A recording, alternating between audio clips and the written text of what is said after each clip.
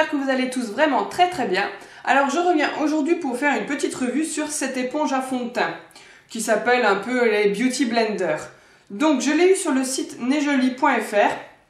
Que vous dire, comme j'ai vu sur la plupart de ces éponges à fond de teint, parce que c'est la première fois que j'en utilise une, normalement on est censé les humidifier avant de s'en servir, chose que j'ai faite. Par contre les autres, enfin la vraie Beauty Blender, je sais qu'elle, une fois humidifiée, elle gonfle. Alors que celle-ci, c'est pas du tout, mais alors pas du tout le cas. Qu'elle soit sèche ou mouillée, elle garde la même grosseur. Donc voilà, je sais pas si c'est bon ou mauvais, mais voilà, en tout cas celle-ci ne grossit pas une fois humidifiée. Donc là, elle est humidifiée. Je vais appliquer mon fond de teint avec ça. Donc je vais appliquer ma CC crème de Bourjois. Et voilà, je vais vous donner un peu mon avis, mon ressenti, parce que jusque là j'appliquais toujours mes fonds de teint ou bébé crème au doigt. Et voilà, j'ai eu envie de tester cette petite chose, vu que tout le monde en parle. Voilà, je me suis dit, pourquoi pas tester. Donc c'est parti. Alors je vais m'en mettre sur la main. Hop. Et donc je vais appliquer avec le gros embout pour le moment, et on verra ce que ça donne. Hop, alors je prélève du fond de teint et c'est parti. Alors au premier abord déjà, on m'avait prévenu que ça enlevait pas mal de matière et j'ai l'impression que tout le fond de teint a été bu par l'éponge et que je n'ai plus rien à me mettre sur la peau. C'est très étrange. J'ai l'impression qu'il faut en mettre une tonne de fond de teint avec ça. Si on veut vraiment de la couvrance, je pense que c'est pas l'objet à prendre. Je sais pas, j'ai l'impression qu'on voit même pas que j'en ai mis. C'est très bizarre. Premier avis, très étrange. J'en ai déjà plus sur la main, il faut que j'en remette. J'ai essayé de moins appuyer quand je le prends. Ah, ça a l'air d'être un peu mieux, j'avais peut-être trop appuyé et du coup ça avait directement bu tout le produit. Ah oui, c'est beaucoup mieux comme ça déjà.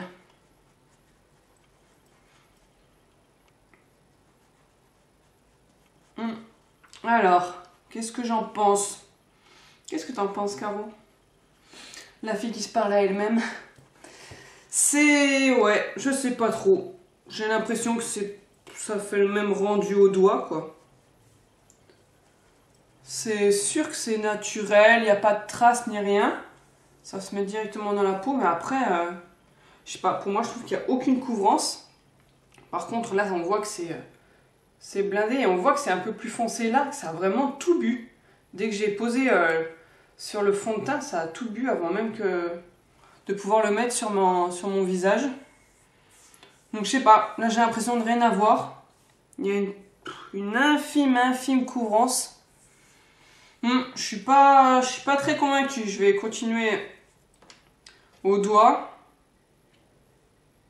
Là où j'ai besoin un peu plus de couvrance.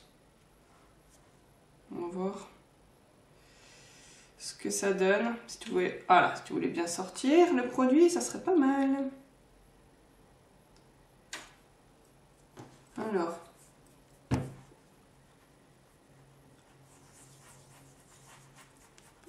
Ouais, il y a largement plus de couvrance quand c'est mis au doigt. Hein. Oh là là. Je crois que cette teinte est un peu trop foncée ailleurs. C'est quoi comme teinte là que j'ai pris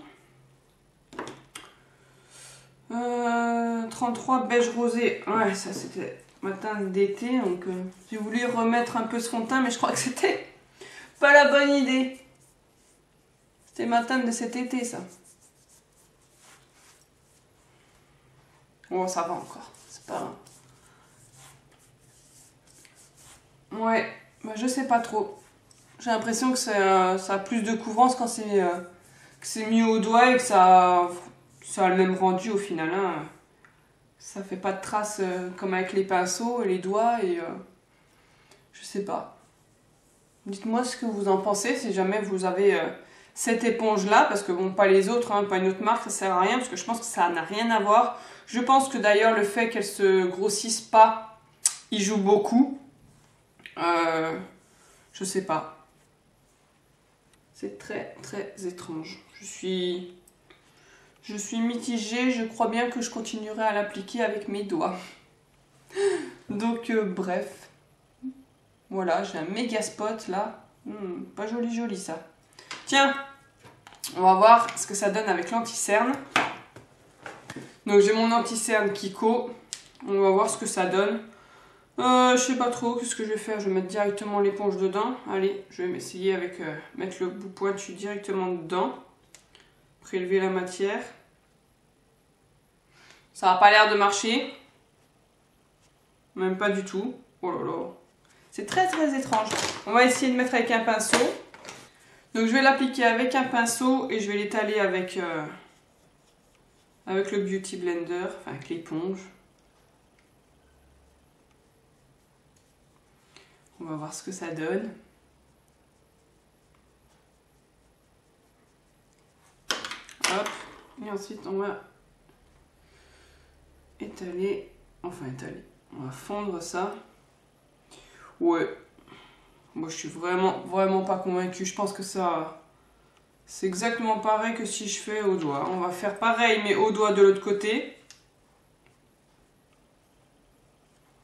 Pour voir ce que ça donne. On va avoir une bonne différence.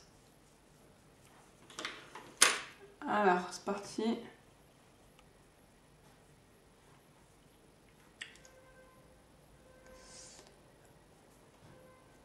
Alors. Ouais, c'est peut-être un peu plus fondu avec l'éponge.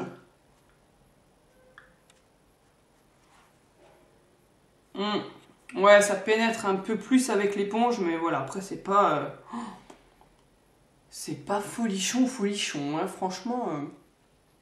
J'ai l'impression que je suis toute foncée de ce côté-là, j'espère que la luminosité est bien, parce qu'il y a le grand soleil aujourd'hui, mais j'ai l'impression d'avoir une zone d'ombre. Donc voilà, l'utilisation de cette éponge pour la première fois. Franchement, je reste sans voix. Je sais pas, moi j'ai l'impression qu'avec mes doigts ça fait tout autant, voire mieux.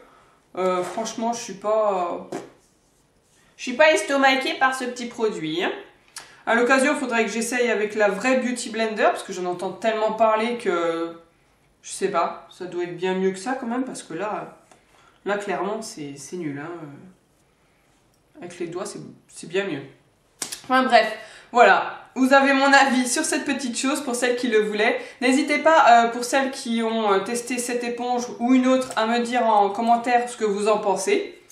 Et voilà. Je vous fais plein de gros bisous et on se retrouve bientôt. Bye!